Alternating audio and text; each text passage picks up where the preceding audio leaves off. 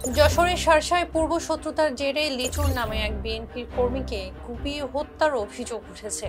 মঙ্গলবার রাত 9:30টার দিকে উপজেলার লক্ষণপুর ইউনিয়নের দুর্গাপুর গ্রামের এই ঘটনা ঘটে।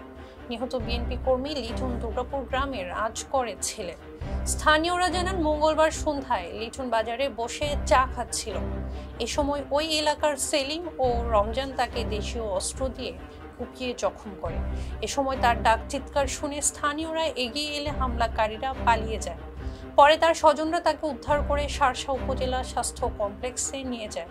সেখানে নেওয়ার পর তার মৃত্যু হয়। নিহতের পিতা আজগর আলী জানান, স্থানীয় আওয়ামী লীগ নেতা মোমিন, সেলিম হোসেন ও রমজান আলীর সঙ্গে দীর্ঘদিন ধরে রাজনৈতিক বিরোধ চলে আসছিল আমার ছেলে লিটন। তারা এর আগেও লিটনকে কয়েকবার মারধরও করেছে। ঈদের আগের দিন তর্ক বিতর্ক ও ধাক্কাধাক্কি হয়। এসবের জেরে তাকে হত্যা করা হয়েছে বলে জানান পিতা আজগর আলী। নাভারন সার্কেলের সহকারী পুলিশ সুপার নিশাত আলী নাহিয়ান বলেন, পূর্ব শত্রুতার জের ধরে লিটনকে কুপিয়ে হত্যা করা হয়েছে বলে ধারণা করা হচ্ছে।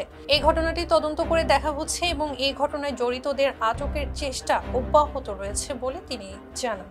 শার্শা উপজেলা বিএনপির সাধারণ সম্পাদক আলহাজ নুরুজ্জামান লিটন বলেন, নিহত লিটন বিএনপির একজন সক্রিয় কর্মী।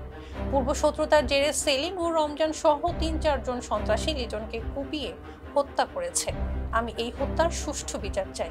উল্লেখ্য, নিহত লিটন ও রমজান আলী পূর্ব থেকে মাদক চোরা কারবারির সাথে জড়িত ছিল। এছাড়া থানার তাদের নামে একাধিক মামলাও রয়েছে। সঙ্গে থাকার জন্য ধন্যবাদ।